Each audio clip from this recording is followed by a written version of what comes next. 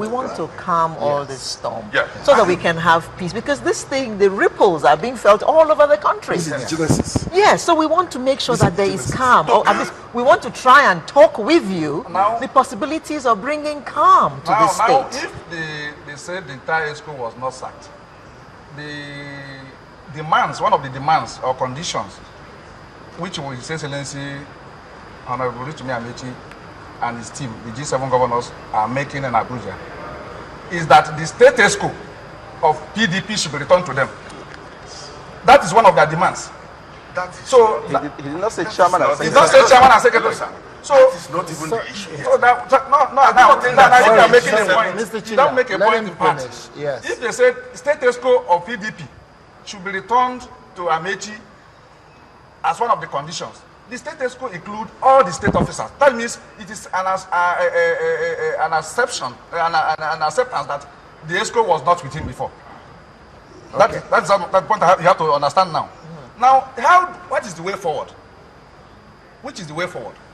Now, they have alleged that they don't recognize Felix Obuah, even when there is a court judgment. They are saying they have another court judgment that says Juyaki is authentic ESCO. Now, the question is, can these conflicting judgments, as we have it now, be resolved by the party without a judicial interpretation? Can it? Okay, well, they will now, answer the that other question. Is between the judgment of Abuja FCT and the judgment of the High Court, my learned friend is saying, which one came first? Ask of him first. Which one came first? Now, if it came first, why didn't they present it before the Abuja High Court? How will you present it? That's what we are saying, sir. If it came first, you should have presented. If you had a judgment, and the matter is pending before another court, you present that judgment. I'm coming. How will you present it when we have painted a picture of where Nigeria is? That's what we are saying. Let me go straight to how do we resolve this? Okay, how do we resolve this? Lies squarely with Mr. President. Mr. President. Are you also a lawyer? I'm coming, sir. Mr. President, I'm not a lawyer, but I'm a public commentator. Okay. Mr. President must realize that the time has come when he has to distance himself from the people the Senate refer to as political jobbers and hirelings. This is a very strong statement I'm making here. Political jobbers and hirelings. The president must stand up as the father of the party and the father of the nation and look at truth and call truth. This I'm speaking boldly because I know that this man is not a PRO. He didn't contest for PRO. He never planned it. Okay. He just It's not so about, I'm coming, sir. So the president must stand up. That is not even an issue. The president must stand up to do the things that he is supposed to do as the father of Nigeria. Where are we now? We are now in a state where there are two factions of PDP in the country. Two factions. Two national secretariats. In all the states, two factions. And the faction has gone to say, oh, declare the other faction illegal. And the court says, no, status quo should remain. Meaning that as it stands now, the president's house is divided. He's got to stand up now and leave this on the board. Okay, Mr. Ogolo. Yes.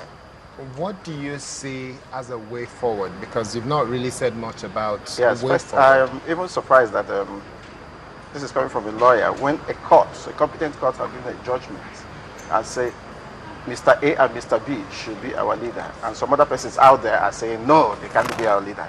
First, even though I'm not a lawyer, I know that is wrong.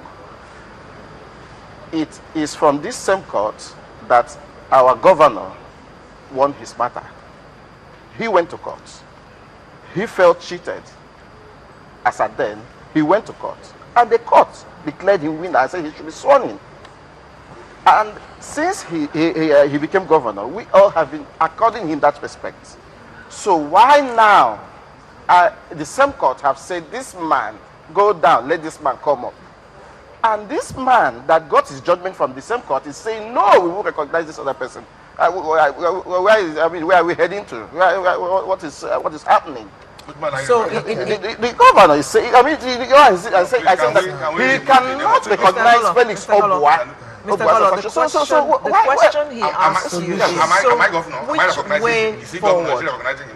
which way forward? First, something has to give because the people want peace. Good. I want peace. I'm sure he wants peace. Everybody wants peace.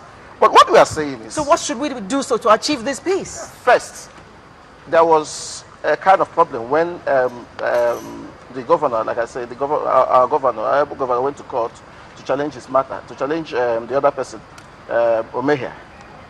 He was declared winner by the court. Is that the beginning of this problem we have now? I'm coming. Now, this is good. When he was declared winner, peace came.